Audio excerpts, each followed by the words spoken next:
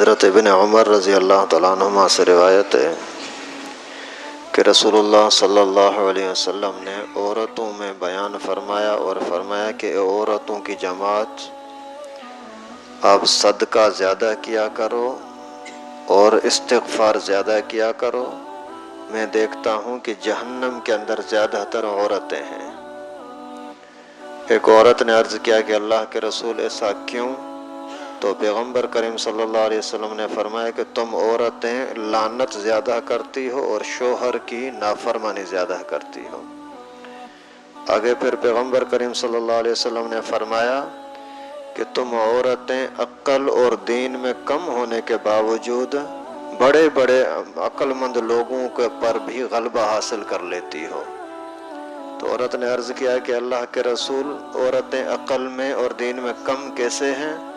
تو رسول اللہ صلی اللہ علیہ وسلم نے فرمایا کہ عقل کے اعتبار سے کم یہ ہیں کہ مردوں کے برابر ان کے اندر صلاحیت نہیں ہے، اور اس کی 2 عورتوں کی گواہی ایک مرد کے برابر ہوتی ہے، اور دینی اعتبار سے کم ایسی ہیں کہ ہر مہینے کے اندر کچھ نہ کچھ دن وہ نماز سے محروم رہتی ہیں۔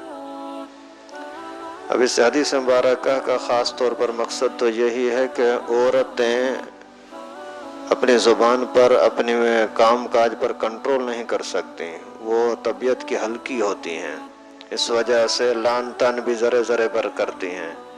جن بچوں کے بغیر ان کا سکون نہیں آتا، اپنی اولاد، اس کے باوجود ذرا سی تھوڑی ناراضگی ہو گئی تو بولتے ہیں لعنت ہو تجھ پر، مرتا نہیں ہے، جا کر کے تجھے کوئی سانپ کاٹے، اس طرح سے بددعائیں دینے لگ جاتی ہیں۔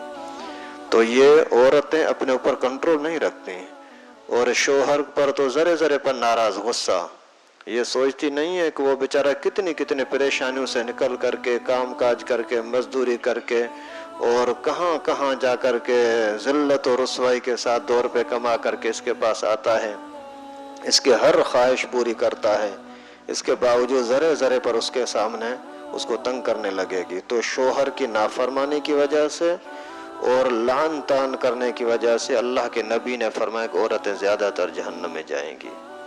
تو اس کا بچاؤ کا ذریعہ کیا ہے؟ ایک تو اپنے اوپر کنٹرول کریں، کسی پر لعنت نہ کریں، کسی کو طعنے نہ دیں، اور شوہر کی کسی بھی بات میں نافرمانی نہ کریں۔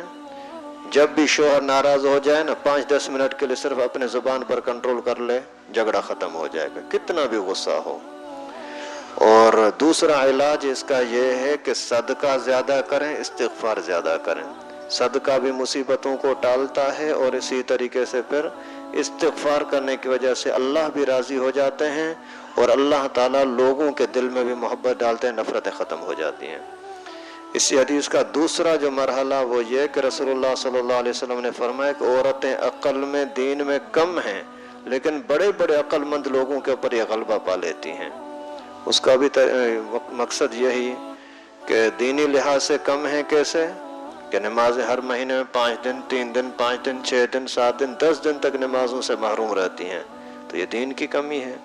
عقل کی کمی یہ ہے کہ وہ کمزور ہونے کی وجہ سے گواہی ہے تو ایک مرد کی گواہی 2 عورتوں کے برابر ہے، لیکن غلبہ پا لیتی ہیں، اچھا خاصا بڑا یہ کوئی شوہر اس کا کاروباری ہے، بڑا ایک روب تاب والا ہے، سردار ہے، فیصلے کرتا ہے، بڑا کوئی عالم مفتی ہے، لیکن عورت ایسے اس کو جکڑ کر کے رکھتی ہے۔ تو اس وجہ سے اللہ کے نبی صلی اللہ علیہ وسلم نے یہ ہمیں عورتوں کو تنبیہ فرمائی کہ آپ اپنے حال پر نظر رکھو، اور کسی پر ظلم ناانصافی بھی نہ کرو، اور اپنے آپ پر بھی ظلم نہ کرو کہ جہنمی بنا دو اپنے آپ کو۔